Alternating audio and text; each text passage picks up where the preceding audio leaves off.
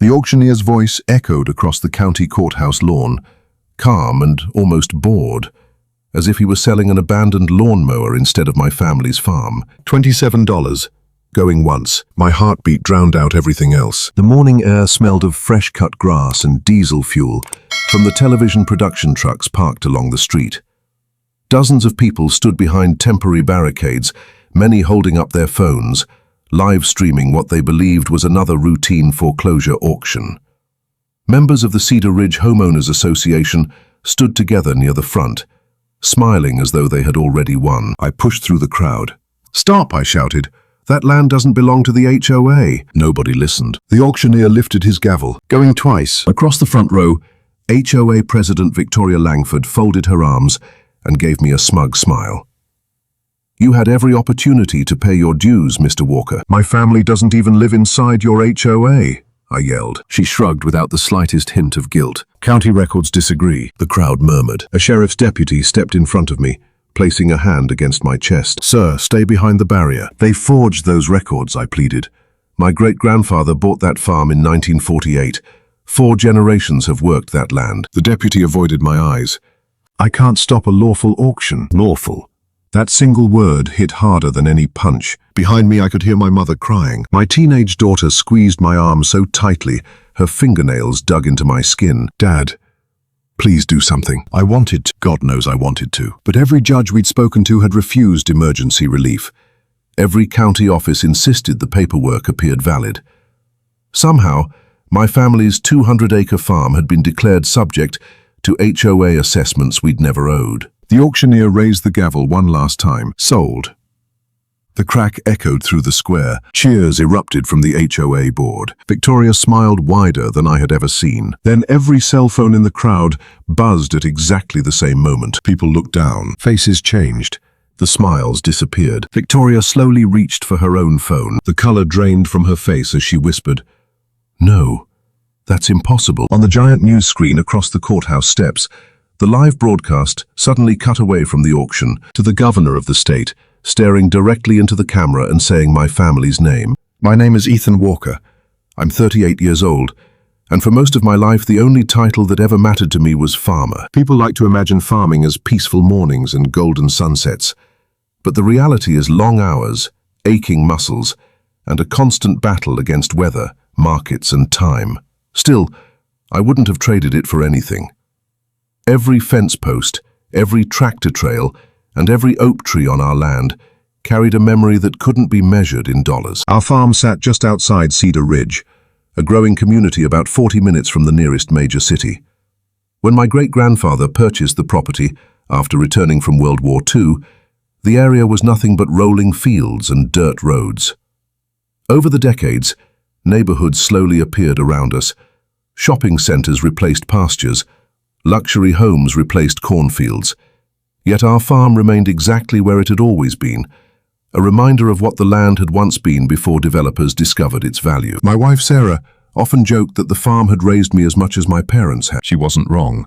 I learned to drive on an old pickup before I was tall enough to reach the pedals comfortably. My father taught me how to repair fences instead of buying new ones. My grandfather could identify every tree on the property by touch alone, and when he passed away, I scattered part of his ashes beneath the massive white oak overlooking our north field.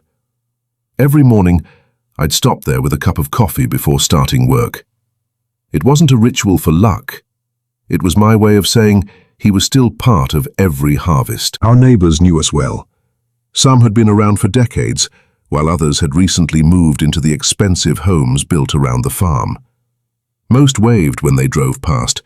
Children loved watching the horses from the roadside, and every October, we'd invite local families to pick pumpkins and ride hay wagons. It reminded everyone that, despite the new subdivisions, this place still had roots. Everything began to change the day a survey crew arrived without warning. 3 white trucks rolled onto the shoulder beside our southern fence.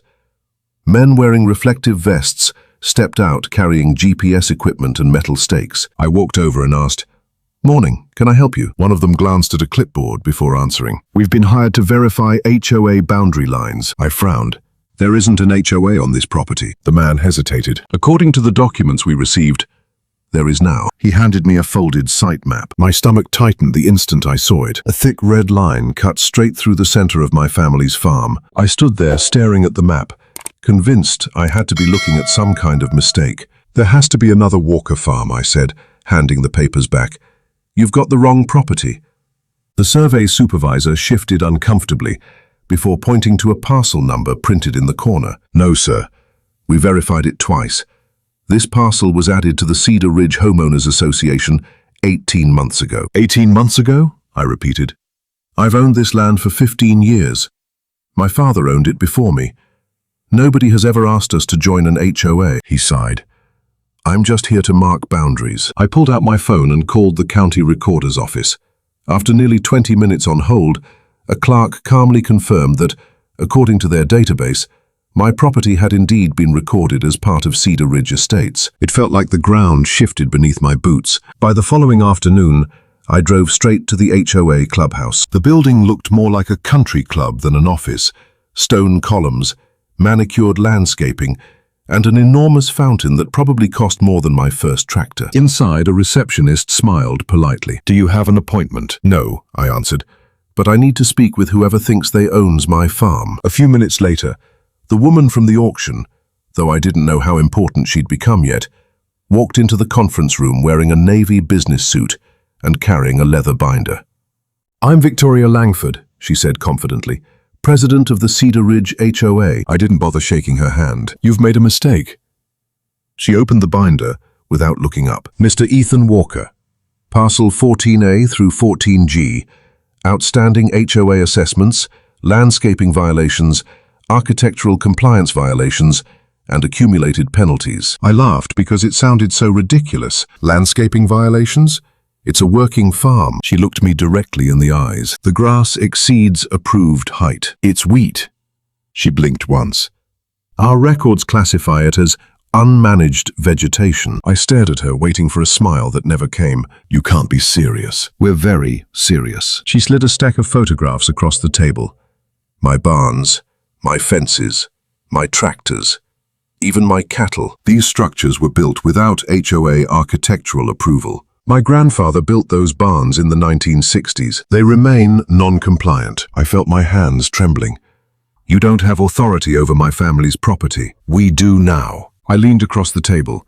Show me the document with my signature. For the first time, Victoria hesitated. The governing documents were properly recorded. That's not what I asked. She closed the binder. Our attorney has advised us not to discuss legal strategy. As I walked toward the door, she spoke one more sentence. If you refuse to resolve the balance within 30 days, the association will exercise every remedy available under state law. I stopped. What balance? She read the figure without emotion. $26,412 for fees I never owed. For fees you chose not to pay. 2 sheriff's deputies were waiting outside when I stepped into the parking lot. One approached cautiously. Mr. Walker, we've received a complaint that you threatened HOA staff. I did no such thing. Victoria appeared in the doorway behind them. He became aggressive. Our employees feared for their safety. The deputies questioned me for nearly 30 minutes. They never handcuffed me, but they made it clear that any future confrontation could result in trespassing charges if I returned to the clubhouse. Driving home, I realized this wasn't just an overreaching HOA trying to bully a homeowner. Someone had convinced county offices, law enforcement, and legal professionals that my family's farm belonged to an organization we'd never joined. This fight was far bigger and far more dangerous than I had ever imagined. I barely slept that night. Every time I closed my eyes, I saw Victoria sliding that binder across the table, as if my family's entire history could be erased by a stack of papers. By sunrise, I knew I couldn't keep fighting this alone. The first person I called was Daniel Brooks. Daniel had spent nearly 30 years as a real estate attorney before retiring from one of the largest firms in the state. We'd met years earlier when he volunteered at a local agricultural land preservation meeting. He believed family farms deserved the same legal protection as historic landmarks, and we'd stayed in touch ever since. When I walked into his office carrying 2 cardboard boxes filled with deeds, tax records, and family documents, he didn't say a word for several minutes. He simply began reading. Finally, he looked over his glasses. Ethan, something about this doesn't add up. What do you mean? He pulled out my original deed from 2011. This legal description has never referenced Cedar Ridge HOA. I nodded. That's because it never existed when my dad transferred the farm to me. Daniel opened the county's online property records beside the original deed. Now look at this. The legal description on the county website contained nearly 2 full paragraphs that weren't on my original document. Restrictions, covenants, architectural compliance, mandatory HOA assessments, community easements. I felt sick. They added all of that, apparently. But how? That's what we're going to find out. Over the next week, Daniel became obsessed with the case. He requested certified copies from the county archives instead of relying on digital records. We hired an independent title examiner named Rebecca Collins, a woman known throughout the state for uncovering recording errors and fraudulent transfers. Rebecca spread decades of documents across a conference table. "Watch the timeline," she said. She pointed to one deed after another. 1948, 1949, 1950, 1951.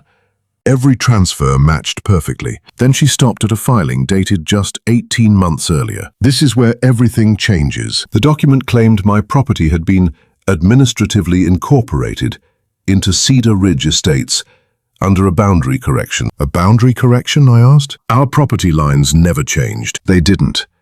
Rebecca tapped the page. This filing references a survey. So? So there's no survey attached. Daniel frowned.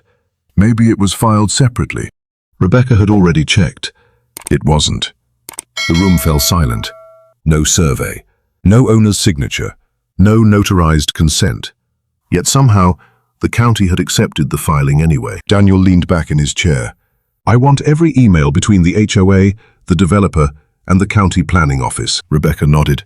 "I'll also pull every metadata record from the digital filing system." 3 days later, she called us into her office. She didn't look excited. She looked disturbed.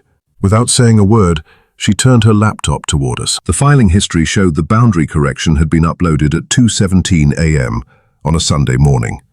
Not during business hours, not by a county clerk. It had been submitted through a special administrative account with elevated permissions. Daniel whispered, "Only a handful of people in the county have access to that account." Rebecca clicked one more screen. The account logged in from outside the county network. My pulse quickened. "Can they trace where?" She slowly nodded. "Yes." She took a deep breath before finishing. "And the IP address doesn't belong to the county. It belonged to the private office of the very developer who had built Cedar Ridge Estates."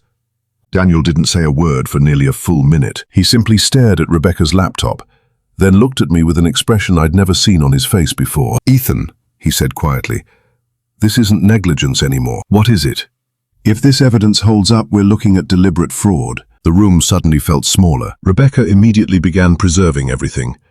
She exported the server logs, printed certified copies, and created multiple encrypted backups. She even called in an independent digital forensics specialist to verify that the metadata hadn't been altered after the fact. "We only get one chance to present this," she explained. "If they challenge the chain of custody, every piece of evidence has to be airtight." 2 days later, another breakthrough landed in our laps. Daniel had finally received thousands of pages of emails through a public records request.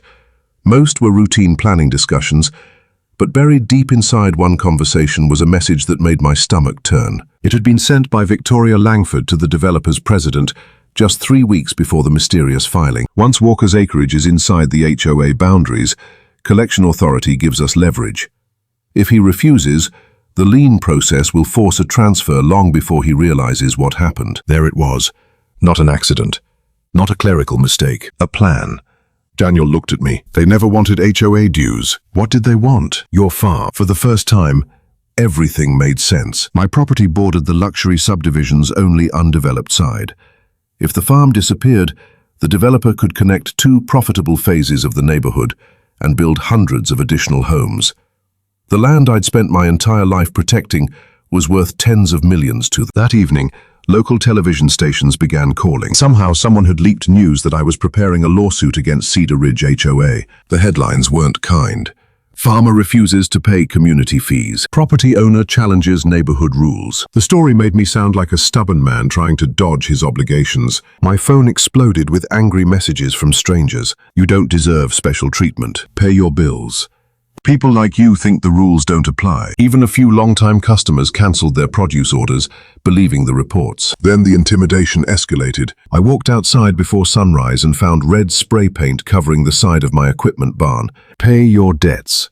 Every security camera had gone offline at exactly 2:11 that morning. The following afternoon, I received an anonymous envelope. Inside was a single photograph. It showed my daughter Emma leaving her high school. Across the bottom, someone had handwritten 6 chilling words. People get hurt over stubborn decisions. My hands shook so badly I could barely hold the picture. Sarah burst into tears. Emma tried to act brave, but I saw the fear in her eyes. Daniel didn't hesitate. We're taking this directly to the sheriff. The sheriff immediately assigned deputies to patrol our road and referred the threat to state investigators. Daniel also filed an emergency motion asking the court to preserve every county record related to the property before anything else could mysteriously disappear. As our hearing date approached, cardboard boxes filled every corner of Daniel's office. Certified deeds, forensic reports, email chains, witness affidavits, digital server logs, county archives. Every document told the same story. Someone had carefully engineered the theft of my family's farm. The night before court, Daniel closed the final evidence binder and slid it across the conference table. This, he said, resting his hand on the cover, doesn't just prove they targeted your land. He looked me straight in the eyes. It proves they built their entire case on a fraud that reaches far beyond the HOA. For the first time in months, I wasn't walking into a courtroom hoping for mercy. I was walking in carrying the evidence that could bring an entire network crashing down. The county courthouse was already overflowing when we arrived. News vans lined both sides of the street. Reporters stood shoulder to shoulder outside the entrance, speaking into cameras as spectators filled every available seat inside the courtroom. What had started as a dispute over an HOA had grown into one of the biggest legal stories in the state. Daniel adjusted his tie as we waited for the courtroom doors to open. Remember, he said quietly, don't react to anything they say. Let the evidence do the talking. I nodded, though my stomach felt like it was tied in knots. Across the hallway, Victoria Langford arrived with the developer's CEO, Richard Holloway, and a team of expensive attorneys. Victoria walked past me without a word, but Richard paused just long enough to whisper, "You could have settled months ago." I met his eyes. "I was never selling," he smirked. "We'll see." Minutes later, the bailiff called the courtroom to order. The judge, Honorable Margaret Ellis, entered, and everyone rose. "This court is now in session." Daniel began with a simple statement. "Your Honor, this case is not about unpaid HOA assessments. It is about the unlawful attempt to acquire private property through fabricated public records." The defense attorney immediately stood. Objection. Counsel is making inflammatory accusations before presenting evidence. Judge Ellis looked directly at him. "If the plaintiff fails to support those accusations, I'll deal with it then. Sit down." The courtroom fell silent. Daniel called Rebecca Collins as our first witness. She calmly explained the chain of title dating back to 1948. Displaying certified deeds one by one on large courtroom monitors. Every transfer was legitimate. Every legal description matched perfectly. Then she displayed the so-called boundary correction. "This document," she testified, "contains language that appears nowhere in the property's recorded history." The defense insisted it was a routine administrative update. Daniel nodded. "So where is the supporting survey?" No answer. "Where is the signed consent from the property owner?" Silence. "Where is the notarized authorization required under state recording law?" The defense attorney shuffled through his papers, but never produced a document. Rebecca then introduced the server logs. Using enlarged digital exhibits, she explained how the filing had been uploaded at 2:17 a.m. from an external IP address. Daniel asked the question everyone had been waiting for. Did that address belong to the county? No. Who did it belong to? Rebecca took a slow breath. The registered internet account belonged to Holloway Development Group. A wave of whispers swept through the courtroom. Richard Holloway leaned toward his attorney, visibly shaken. The defense quickly called their own IT consultant, who claimed the IP address could have been spoofed. Daniel smiled for the first time all morning. "Thank you."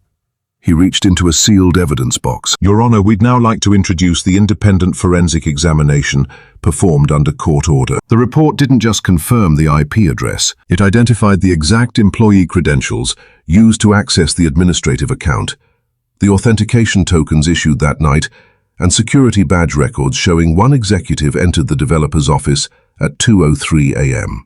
That executive was Richard Holloway, His confident expression disappeared. Then Daniel presented the email that Rebecca had uncovered.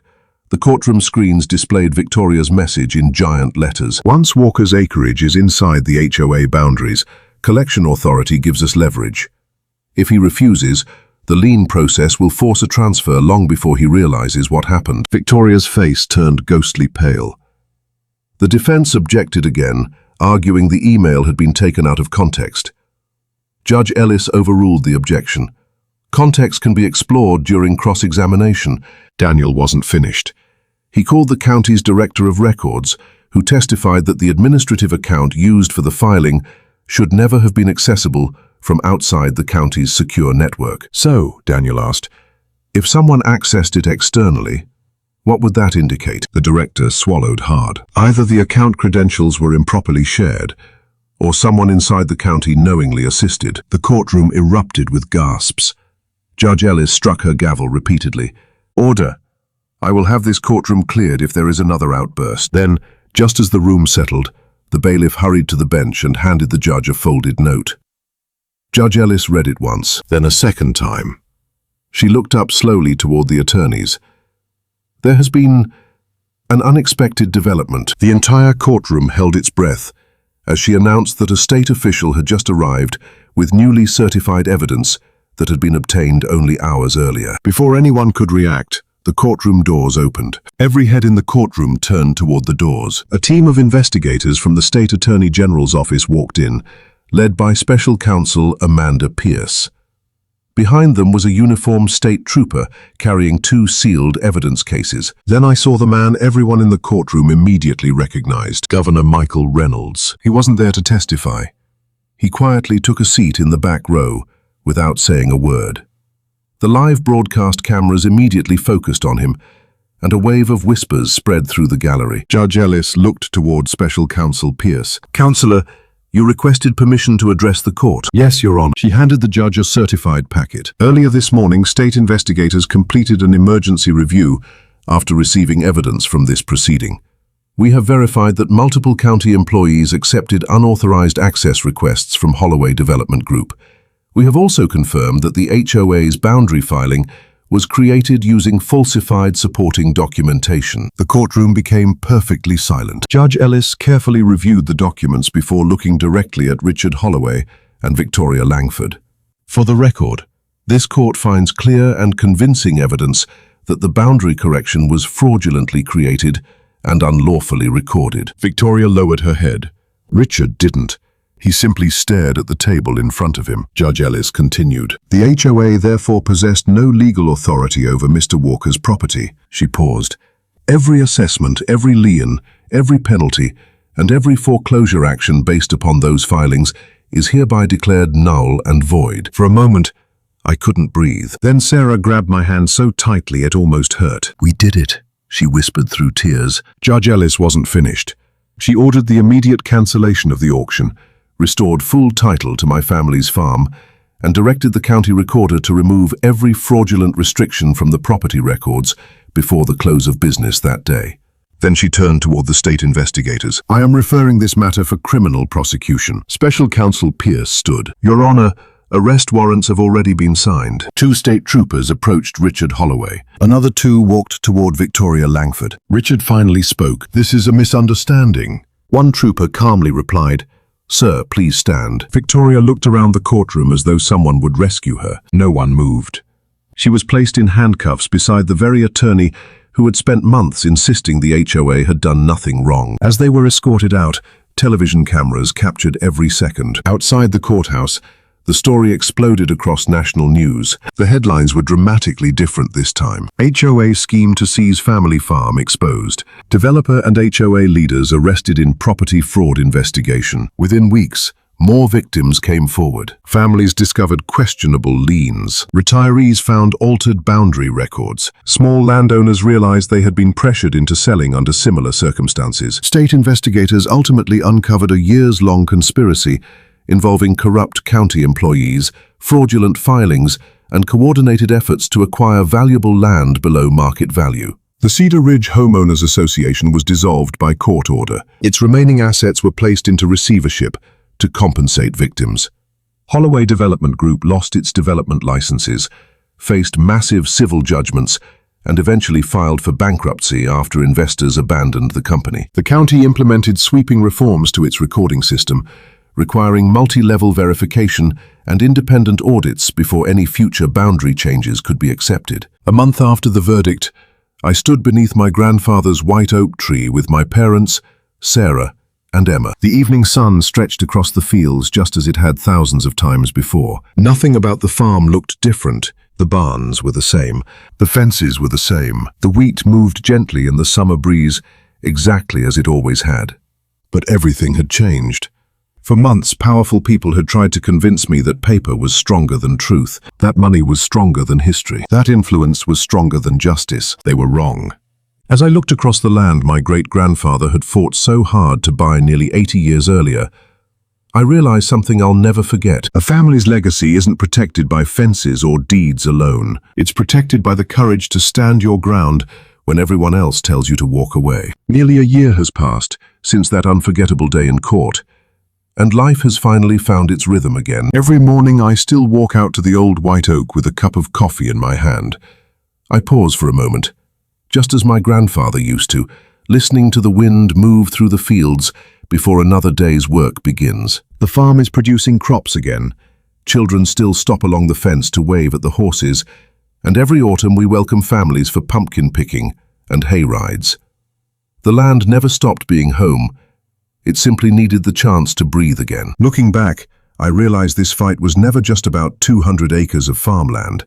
It was about refusing to let power replace truth.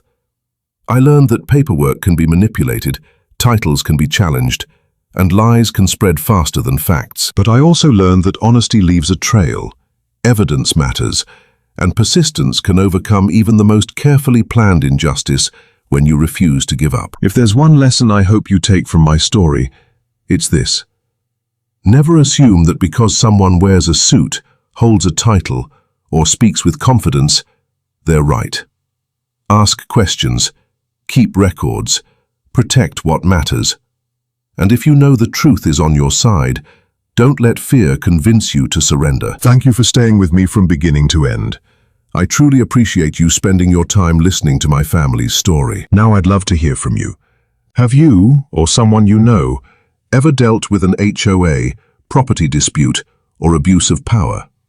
What happened, and how did it end?